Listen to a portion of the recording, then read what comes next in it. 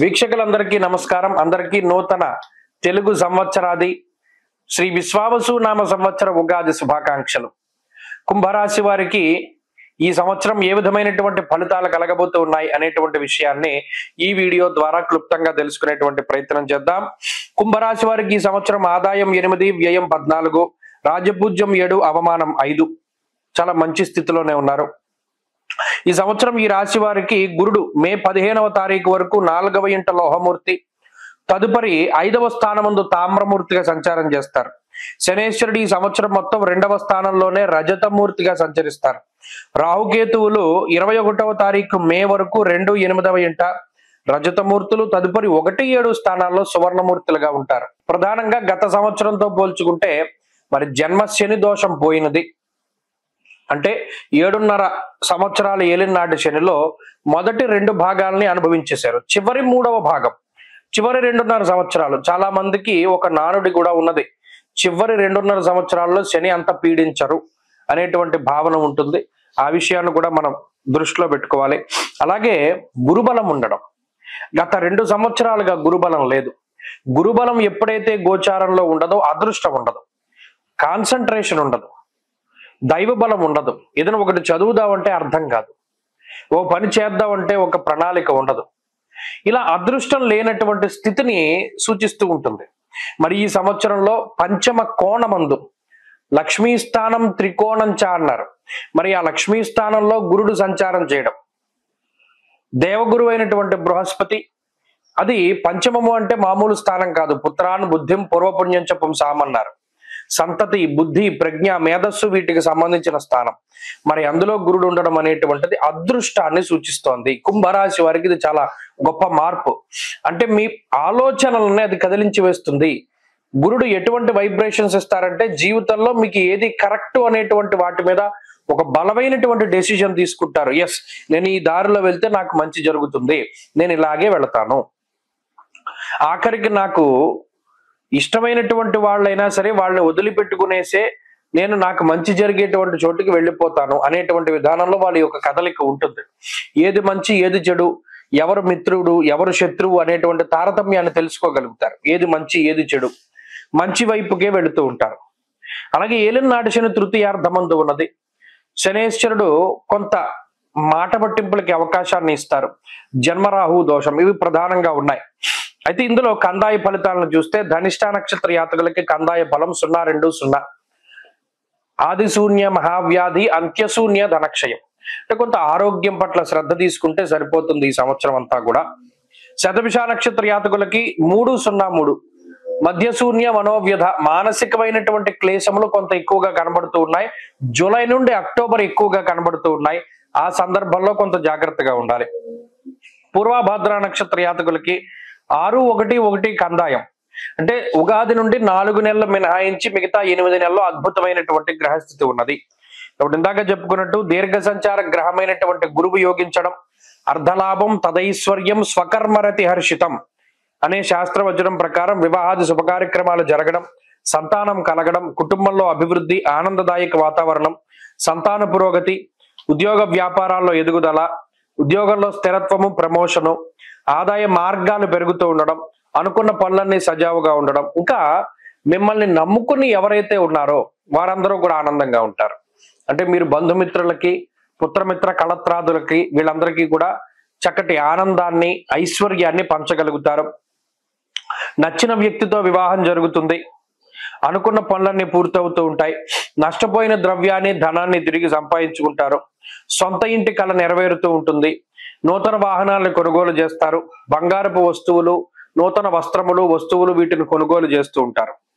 ఏలినాటి శని రూపంలో శనేశ్వరుడు కొంత ప్రతిబంధకాలని, సదాక్లేశం, వృధా వైరం, సతతం కార్యనాశనం, వృధాగా కాలక్షేపం చేసేటువంటి స్థితికి శనేశ్వరుడు కారణం. ఎప్పుడూ ఒకటి గుర్తుపెట్టుకోండి కుంభరాశి వారు, మిమ్మల్ని డైవర్ట్ చేస్తూ ఉన్నారు అంటే మీరు గమనిస్తే వారితోటి అసలు మీరు సాంగత్యం పనికిరాదు. అనవసరమైన తగువులు అవుతాయి. కాబట్టి తగువులు జోలికి వెళ్ళకూడదు. ఎక్కడైనా మాట పెరుగుతోందంటే మీరే తగ్గిపోవడం మంచిది.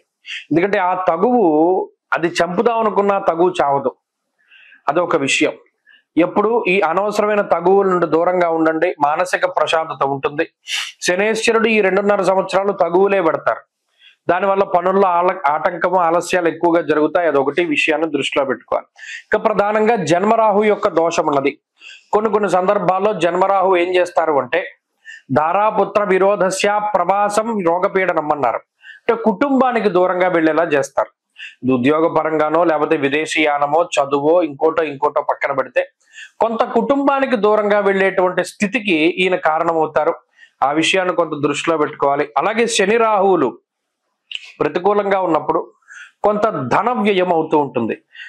బంధువులకనో మిత్రులకనో లేదా కొన్ని విషయాలకనో అనవసరంగా ధనాన్ని ఖర్చు చేయవలసినటువంటి పరిస్థితులు ఉంటాయి. అయినప్పటికీ దాని గురించి భయపడాల్సిన పనిలా గురుడు పూర్తి స్థాయిలో ఆర్థిక వ్యవస్థను నిలబెడతారు. కాబట్టి ఈ సంవత్సరంలో శని రాహువుల ప్రతికూలత ఉన్నది. మాయ ఎక్కువగా ఉంటుంది. మోసపోవడానికి అవకాశం ఉంటుంది. సొంత కుటుంబ సభ్యులు సైతం మోసం చేయడానికి అవకాశం ఉంటుంది. కాబట్టి ఏది కొత్తగా ప్రారంభించాలన్నా చాలా జాగ్రత్తగా ముందుకు వెళ్ళడం చెప్పదగినటువంటి సూచన.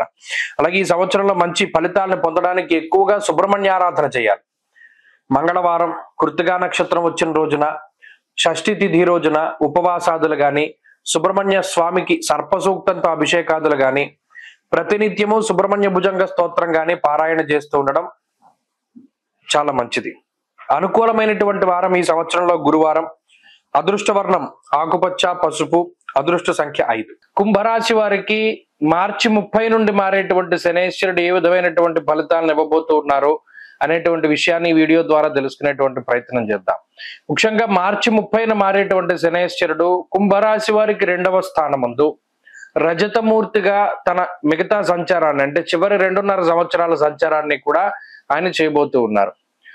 ముఖ్యంగా ఏలినాటి శని ప్రారంభం కావడానికి ముందు ఒక మాట చెప్పాను. ఏంటంటే కొంతమంది దుష్ప్రచారం చేశారు. మకర కుంభాలంటే శని యొక్క స్వక్షేత్రాలు, ఆ శని స్వక్షేత్రానికి ఏలినాటి శని ప్రభావం ఉండదు, శనేశ్వరుడు ఏం పీడించడు బాధించడు అని ఒక రకమైన దుష్ప్రచారం చేశారు.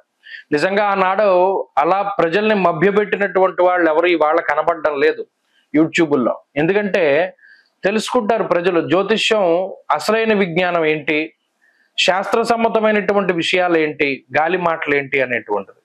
అప్పుడు నేను ఒక ఉదాహరణ కూడా చెప్పాను, మీకు గుర్తుంటే. ఒక ప్రిన్సిపల్ ఒక స్కూల్ని క్రమశిక్షణగా పెట్టుకుంటాడు. అలాంటి వ్యక్తి తన ఇంటిని ఇంకెంత క్రమశిక్షణగా ఉంచుకుంటాడు.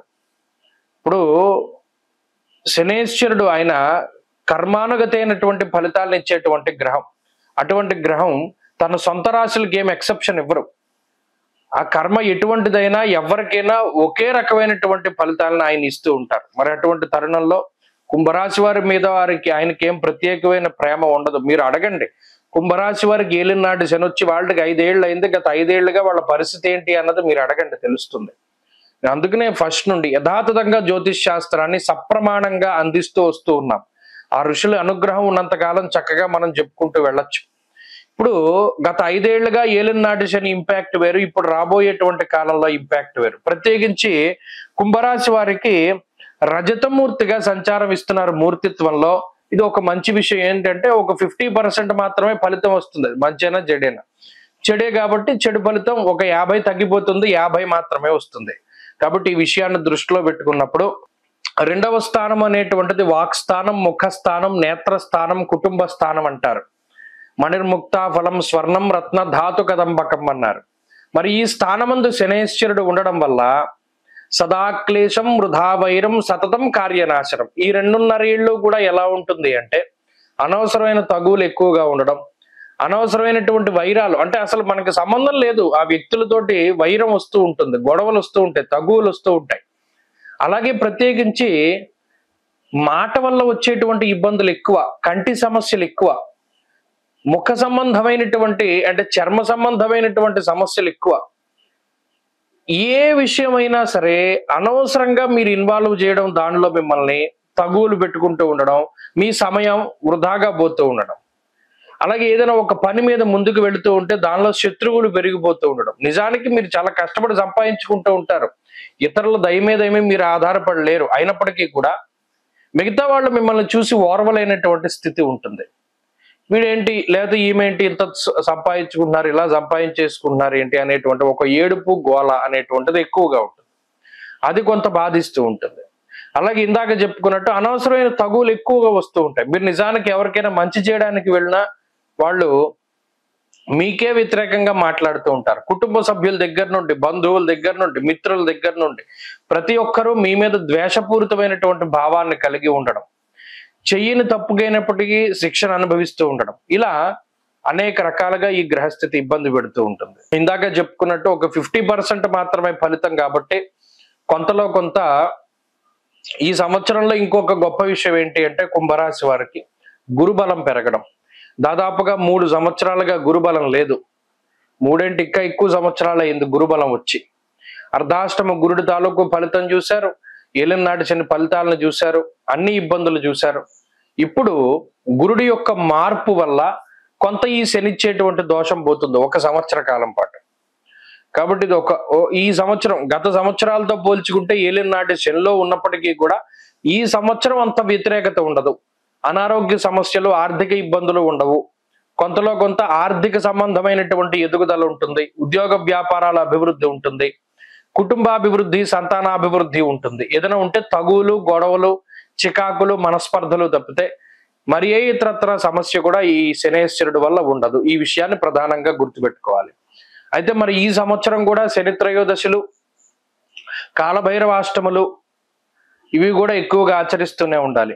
నెలలో మొదటి శనివారం నాడు అష్టద్రవ్యాల్ని దానం ఇమ్మన్నాడు. అంటే ఏంటి? నల్ల నువ్వులు, నల్లటి వస్త్రము, శంఖం పువ్వులు, నల్లటి హల్వా, నల్ల ద్రాక్ష, ఉప్పు, అలాగేనేమో నల్లటి గొడుగు, అలాగే తైలము అంటే నువ్వుల నూనె, ఈ అష్టద్రవ్యాల్ని కూడా దానం ఇమ్మన్నాడు. ఏమంటే అప్పుడు ఈ శనేశ్వరుడు యొక్క పీడ తగ్గిపోతుంది. శనివారం నాడు చెప్పులు లేకుండా నడవమన్నాడు. అలాగే ఒక గుప్పెడితో పంచదార తీసుకుని రావి చెట్టు చుట్టూ జమ్మమన్నాడు. నల్లటి కండ చీమలు తింటే దానికి శని దోషం పోతుంది అన్నారు. ఇటువంటి సూత్రాలని చిన్న చిన్న వాటిని ఆచరిస్తూ ముందుకు వెళ్ళండి. శనివారం ఎక్కడా బయట నూనె పదార్థాలు తినకండి. తత్ఫలితంగా మంచి ఫలితాలను మనం ఆశించవచ్చు. స్వస్తి.